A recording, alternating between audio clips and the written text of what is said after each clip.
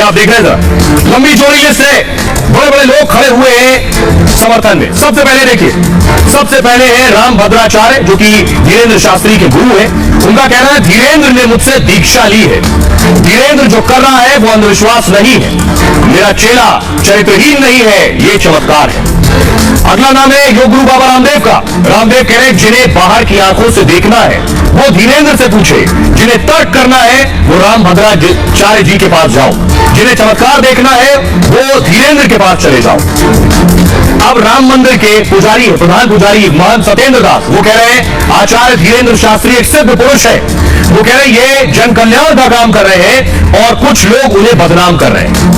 BJP नेता केंद्रीय मंत्री गिरिराज सिंह कह रहे हैं सनातन धर्म में महापुरुषों में ऐसा सामर्थ्य होता है, इसलिए बिना जाने आरोप लगाना गलत है। नवनीत राणा सांसद वो भी धीरेन्द्र शास्त्री के समर्थन में खड़ी हो गई। उनका कहना है हमारा विश्वास करने का अपना अपना तरीका होता है, जिनकी आस्था जुड़ी है वो विश्वास करते हैं। तो आपने सुना, इससे पहले आपने देखा कि बाबा बागेश्वर के खिलाफ कौन कौन खड़ा हुआ, लेकिन उनके समर्थन में भी समर्थकों की लंबी चौड़ी लिस्ट है। आइए अब आपको सुनवाने जा रहा हूं उनके गुरु यानी धीरेन्द्र शास्त्री जी के गुरु पहली बार टीवी पर आए, उनके समर्थन में पहली बार उन्होंने कुछ बोला है, सुनिए। काम अच्छा लड़का कर रहा है, अच्छा काम करने पर सवाल उठाया जाता है, उस पर सवाल उठाया जाता है क्या करेगा। तो देखिए प्रत्येक व्यक्ति का रास्ता अलग अलग होता है ना, उनका वो रास्ता मेरा ही रास्ता है। जो सिमट जाए वहाँ पर जो धरती दरारें आनी उसे सही कर दें झाड़ू से। वो तो पहले वहाँ के शंकराचार्य जो अभी नकली शंकराचार्य बन पहले वो कर लें, फिर उनको मैं भेज दूंगा। ये जान से मारने की धमकी दी है कि तेल भी नहीं मिलेंगे, इस तरह की बात की गलत बातें हैं, उनके लिए अन्याय हो रहा है।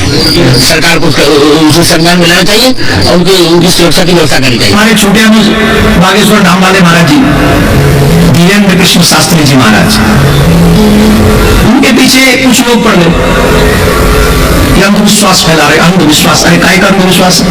हनुमान चालीसा पढ़ो, हनुमान चालीसा में क्या लिखा है? भूत पिशाच निकट नहीं आवे, महावीर जब नाम सुनावे। ये तुलसीदास जी ने लिखा है कि नहीं लिखा है? ये हनुमान चालीसा में है कि नहीं? और हमारे छोटे भैया जो है वो क्या काम करते हैं? जो हनुमान जी करते हैं उन्हीं की कृपा से बोलते हैं। फिर इसमें अंधविश्वास कहां से आ गया? कैसा अंधविश्वास आ गया इसमें? भारत के मनीषियों में, भारत के जो सनातन परंपरा है उसमें कई महान भाव हुए हैं, कई महापुरुष हुए हैं जो इस ढंग की चीजों को करने का उनका सामर्थ्य रहा है।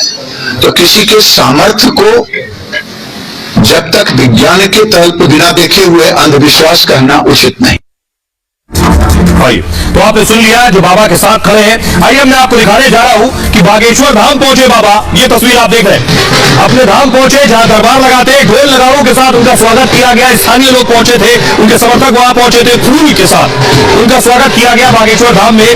लेकिन पहुंचने के साथ एक धमकी भी दी गई, जान से मारने की धमकी बाबा बागेश्वर को दी गई है। बाकायदा उसकी FIR की कॉपी मैं आपको दिखा रहा हूं, FIR लिखवाई गई।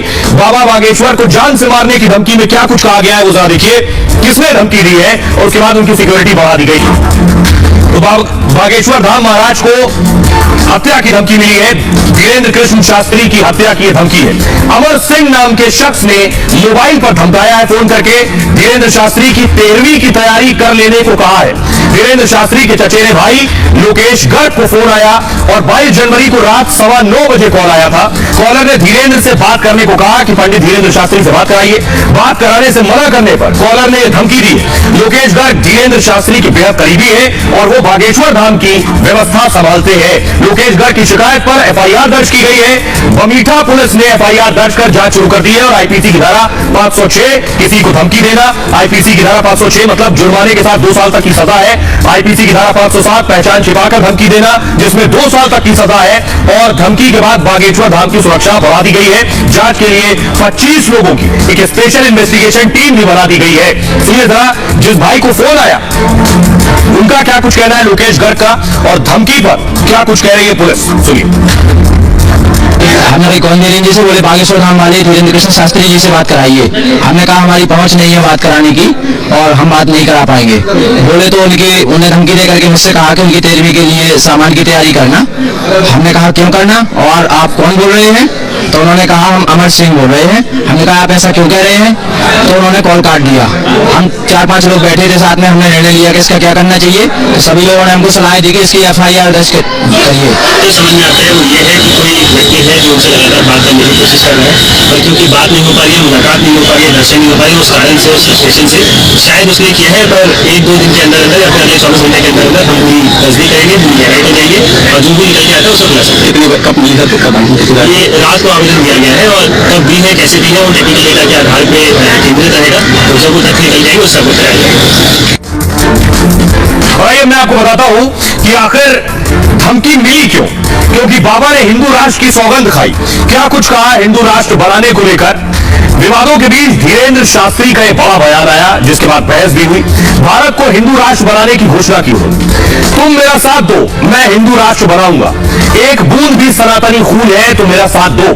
हम सनातनियों के साथ रहने की बात करते हैं। अगर ये विवाद है तो विवाद बना रहे। लोग कहते थे गुरुजी कुछ चमत्कार दिखाओ। देखो अब पूरा भारत एक हो गया है।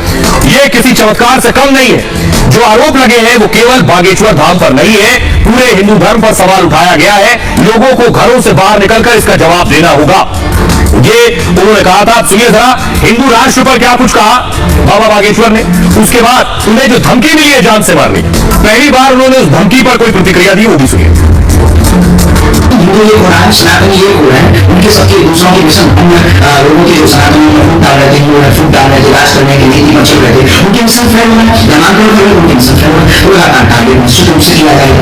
लेकिन अब हम सबको जातिवाद से ऊपर उठ करके हिंदुओं को देखना है। हम अपना बच्चे को पूछता है, हम कहते हैं सबसे पहले मानव है, फिर सनातन है, हिंदू है। बल्कि शरण की जरूरत पड़ती है। अब आप विचार करो कि शरण में हमारा ब्रह्म है, लेकिन हम कहते हैं हमारे प्रचार है। अगर हम सब साथ हों तो भारत हिंदू राष्ट्र है। ये मालूम है। अगर हम सब साथ हो जाए भारत हिंदू राष्ट्र हो जाए। उसमें कोई हम कोई राजनेता नहीं है, हिंदू राष्ट्र बनेंगे। हम कोई सरकार नहीं है, हम कोई निर्णय करने वाली कोर्ट नहीं है, हम कोई ईश्वर नहीं है, गौर नहीं है कि हम निर्णय करेंगे भारत हिंदू राष्ट्र।